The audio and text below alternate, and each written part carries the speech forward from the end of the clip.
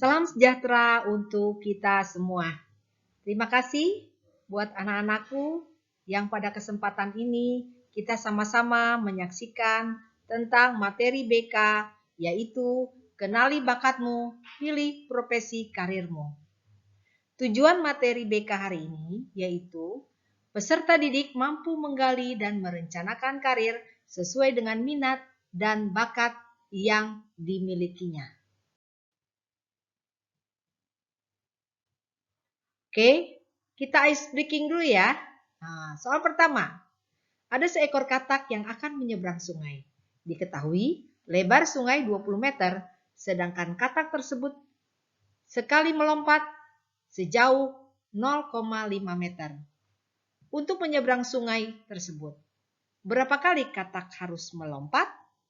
Ada yang bisa menjawab? Ya, jawabannya 2 kali, yang lainnya berenang. Oke, lanjut.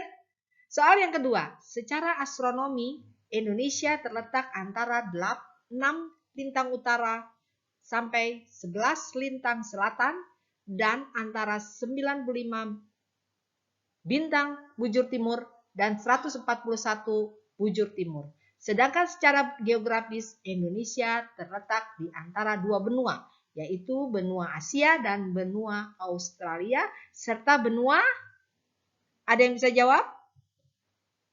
Ya, duanya sangat dalam.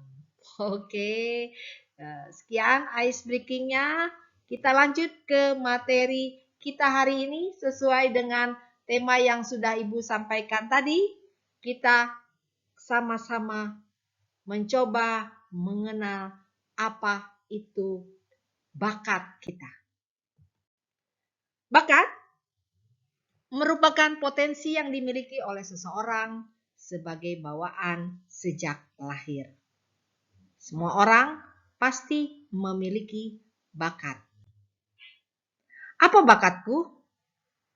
Apa bakatku? Bakat verbal, bahasa, menulis, bakat numerik, apakah itu berhitung, perkalian dan sebagainya, bakat klerikal, atau bakat spasial.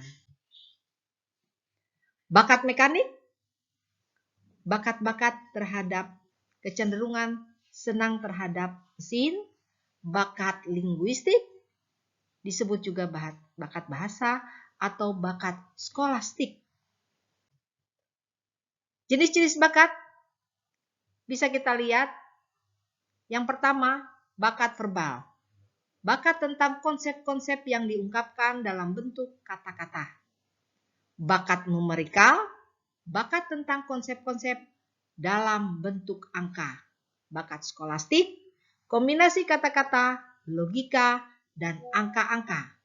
Kemampuan dalam penalaran, mengurutkan, berpikir dalam pola-pola sebab akibat, menciptakan hipotesis, mencari keteraturan konseptual. Yang keempat, bakat abstrak. Bakat yang bukan kata maupun angka tetapi berbentuk pola, rancangan, diagram, ukuran, bentuk, dan posisi-posisinya. Bakat mekanik. Bakat tentang prinsip-prinsip umum IPA, tata kerja mesin, perkakas, dan alat-alat lainnya. Keenam, bakat relasi ruang, spasial. Bakat untuk mengamati, menceritakan pola 2 dimensi atau berpikir dalam 3 dimensi. Yang ketujuh, bakat kecepatan ketelitian klerikal.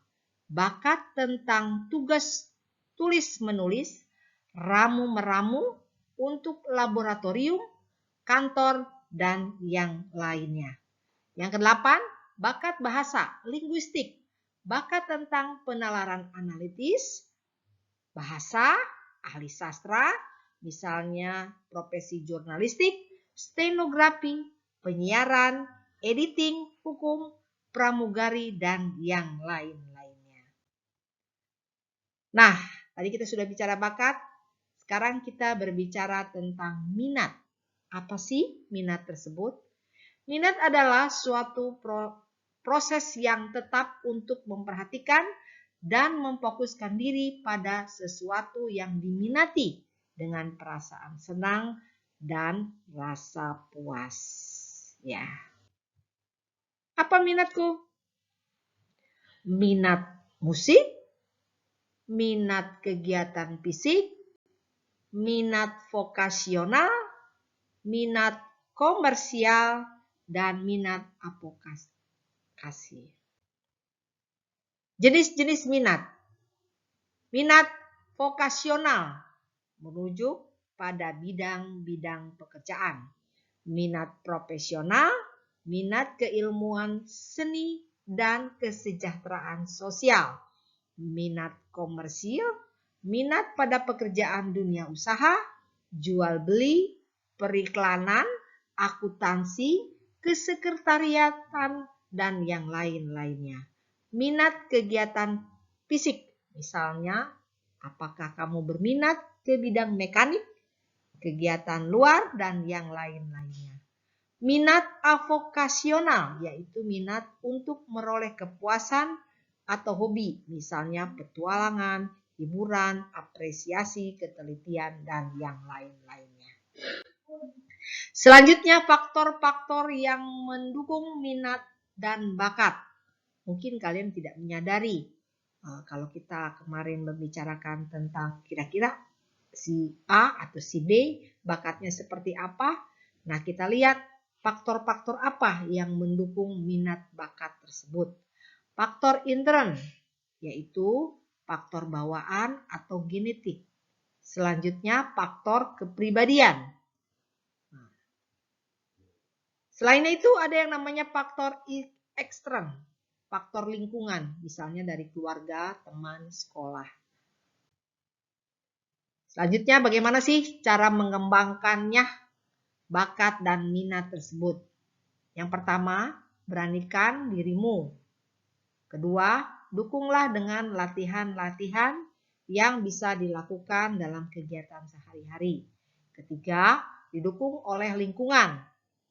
Keempat, pahami dan atasi hambatan-hambatan yang mungkin saja terjadi ketika kamu mengembangkan bakat dan minat. Kesesuaian cita-cita dengan bakat dan minat.